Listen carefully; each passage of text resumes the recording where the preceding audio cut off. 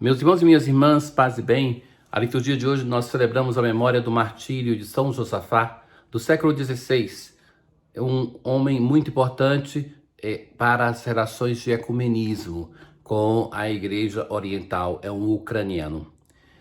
Nós continuamos a ler o livro da sabedoria e hoje o texto continua a dizer assim: são insensatos por natureza todos os homens que ignoram a Deus.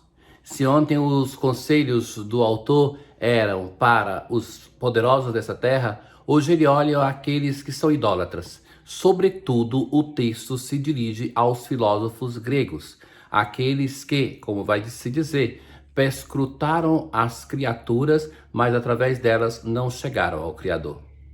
É interessante que nós vivemos em um mundo hoje que, com o abaixar-se da intelecção, não da inteligência, mas do desejo de conhecimento. Hoje o conhecimento básico é muito fácil, então cada vez mais as pessoas se interessam menos por especular, por aprofundar, por conhecer em profundidade. Então nós temos muitas informações e essas informações são pouco conteúdo sobre muita coisa. Então muitas vezes se vê nas redes sociais ou mesmo em prática de alguns grupos, a tendência a uma volta a uma idolatria, aonde não se busca o Criador, não se busca o Deus verdadeiro, mas se para na criatura. E é isso que ele, observando os pensamentos o pensamento grego, ele vai chegar à conclusão de fazer essas considerações que nos propõe hoje a liturgia. Os que partindo dos bens visíveis não foram capazes de conhecer aquele que é. Partiram dos bens visíveis e ali ficaram, não chegaram até Deus. E vai dizer, pois foi o autor da beleza quem as criou. O autor da beleza que é Deus, é Ele que criou todas essas coisas. Se ficaram maravilhados com o seu poder e a sua atividade, concluam daí quanto mais poderoso é aquele que as formou. Se são encantados diante da beleza da natureza, poderiam fazer um passo além e pensar assim, mas aquele que formou tudo isso não é excelente, não é muito melhor? Se isso é bonito, ele não é lindo? Se isso é organizado, ele é uma obra inteligente? É porque teve uma mente inteligente que produziu tudo.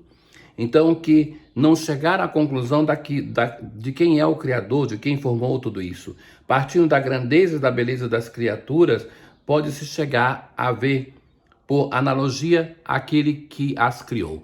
Então, aqui nós temos uma proposta de uma teologia natural, que depois vai ser desenvolvida na carta de São Paulo aos Romanos, que nós já lemos, aonde se fala assim, que aqueles que não conheceram Deus através da revelação, poderiam ter chegado a reconhecer o Deus Criador através da obra da criação, que, perscrutando essas obras, percebendo a sua beleza e inteligência, poderia chegar à conclusão que existe alguém maior, que isso não pode, a criação não pode dar origem a si mesma.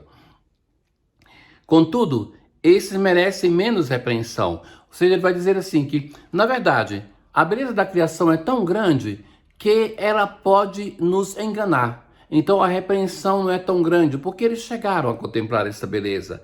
Talvez se tenham extraviado, procurando a Deus e querendo encontrá-lo. Mas deixam-se seduzir pelas aparências, pois é belo aquilo que se vê. Mesmo assim, nem a esse se pode perdoar. Se pode entender, mas não perdoar. É essa distinção que faz o autor do livro da sabedoria. Se pode reprovar menos, mas que eles têm uma culpa, que é aquela. Tinham uma inteligência privilegiada. E se nós pensamos em quem o autor aqui está pensando, os filósofos gregos, chegaram longe. Chegaram em uma reflexão que até hoje é o fundamento de tantas ciências, mas não conseguiram ir além e acreditar no Deus como Israel, que não tinha o pensamento da filosofia, conseguiu chegar. E o texto termina com uma pergunta: como é que não encontraram mais facilmente o seu Senhor? Se perscrutaram tantas obras com sabedoria, como é que não encontraram o seu Senhor? Como é que foram tão ignorantes de não dar este passo além?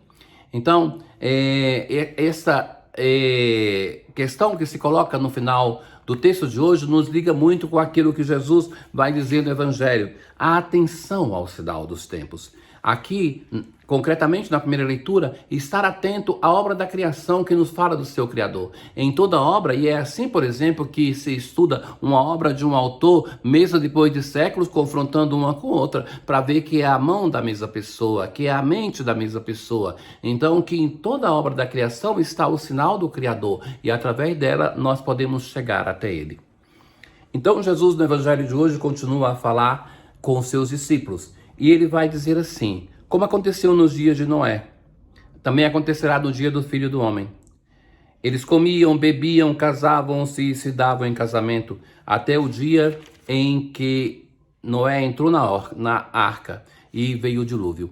E depois Jesus vai falar da história de Sodoma. Veja que Jesus fala no Evangelho de Sodoma hoje não como aspecto negativo, mas vai dizer que, como no tempo de Noé, no tempo de Sodoma também estavam fazendo a mesma coisa, até o dia que Ló saiu de Sodoma e a cidade então foi destruída. Lembrai-vos da mulher de Ló. Então Jesus vai dizer assim, não como na expressão de quem pega no arado e olha para trás. A mulher de Ló, ela teve saudade de uma terra de pecado e se torna uma estátua de sal. O sal o que é? Uma coisa que dura, mas não tem vida. Então, a ausência de vida, porque não soube romper com uma cidade do pecado para ir até aonde o Senhor queria. Quem procura ganhar a sua vida vai perdê-la e quem a perde vai conservá-la. Essa expressão que tantas vezes Jesus usa no Evangelho, que na medida que nós nos doamos pelo outro, na medida que nós somos capazes de amar, nós vamos dando a nossa vida, mas também nós vamos ganhando. A vida é aquilo que se ganha na medida que se doa, como o amor se ganha na medida que se doa. Então, que não é feito para aprisionar para nós mesmos, mas para abrirmos o nosso coração ao outro. Aquele que se apega à sua vida, aos seus bens, às suas coisas, que não tem capacidade de fazer nada pelo outro, essa pessoa se perde.